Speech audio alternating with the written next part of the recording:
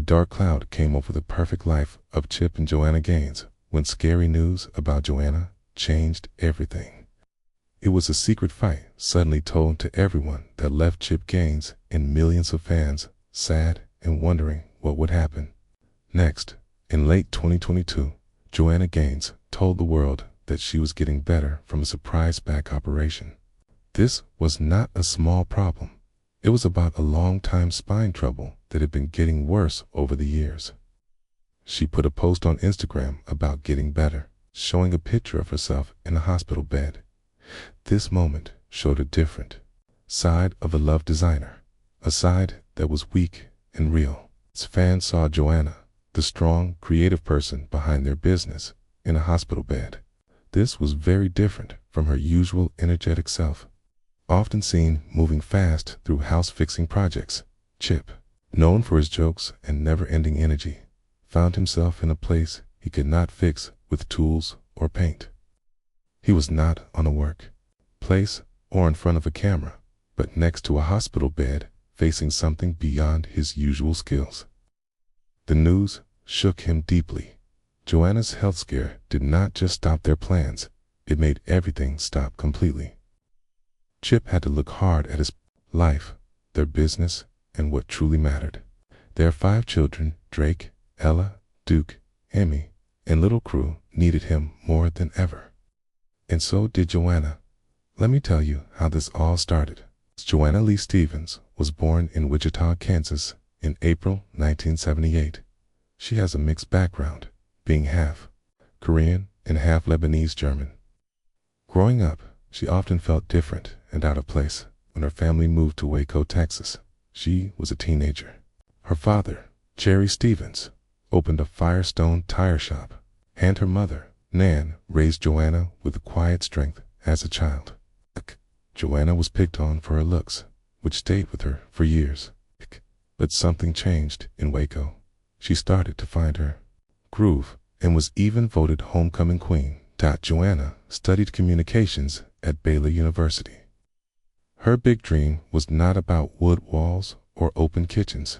She wanted to be a news reporter on camera. She worked at TV and radio stations in Waco and even spent time in New York City, working behind the scenes at 48 Hours with Dan Rather. Then something unexpected happened. She met Chip Gaines. He first saw her in commercials for her dad's Firestone tire shop and knew her. When he walked into the shop one day in 2001, their first date almost did not lead to a second because Chip was an hour and a half late and did not say sorry. Despite rocky beginnings, Joanna eventually realized she enjoyed how Chip saw the world with untapped potential. This near stranger brought out a side of her she did not know existed. They dated for a year before Chip proposed in a surprise at a shopping center, then took her to design her own engagement ring. 2 years after meeting, they married in Waco. In 2003, just like that, Joanna's life took a sharp turn from broadcast journalism to house flipping. At first, it was a small hustle. They fixed up homes around Waco. In 2003, it's the same year they married, they opened a tiny retail shop called Magnolia Market. Joanna started blogging about their renovations. These were not fancy posts, just heartfelt writings about paint colors, flooring choices, and family life. This genuine sharing about their lives and work was what first attracted attention. Those little blog posts sparked something bigger. A producer from High Noon Entertainment found her writing and asked if she and Chip would shoot a short video to pitch a show idea. That video turned into Fixer Upper, which hit HGTV in May 2013. What happened next? Honestly, no one saw coming. Fixer Upper exploded. Suddenly, millions were obsessed with Joanna's farmhouse-style wood walls, barn doors, and clawfoot tubs. Her designs did not scream at you. They whispered comfort, safety, and home. By 2018, Zillow found that homes with Joanna-style features were selling for 30% more than expected. That is not just influence. That is power. The city of Waco changed. 2. What had once been a quiet, overlooked town was now a destination. The fans flew in to see Magnolia Market at the silos, but they were not done building. In 2016, they launched Magnolia Journal, a lifestyle magazine. By 2017, Joanna partnered with Target. Then came collaborations, a coffee shop, a restaurant, a baking company, and eventually their own television network. Let that sink in there. Owned network. Now, let me tell you about Chip's journey. When Chip was 8, his family moved to Colleyville, Texas. At Grapevine High School, he found his rhythm on the baseball field. He enrolled at North Lake College, still chasing that baseball future. Then a scout from Baylor University, Mickey Sullivan, noticed him. Chip transferred to Baylor for his sophomore year, but then Mickey Sullivan retired. Without his advocate, Chip was cut from the team. But Chip did not fold. He stayed at Baylor, earned a degree in business administration in 1998, discovered a different kind of hustle, flipping houses. While most college students were trying to get by, Chip was already hammering nails and turning old properties into profit. He had several small ventures, including a laundry business and a landscape company. Then in 2001, everything changed again. He met Joanna Stevens. 2 years later, they were married. That partnership became the foundation of an empire. They were not just flipping houses anymore, but building something far bigger.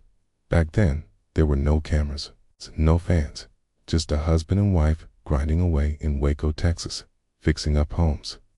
Then came Fixer Upper, starting with a pilot episode in May 2013.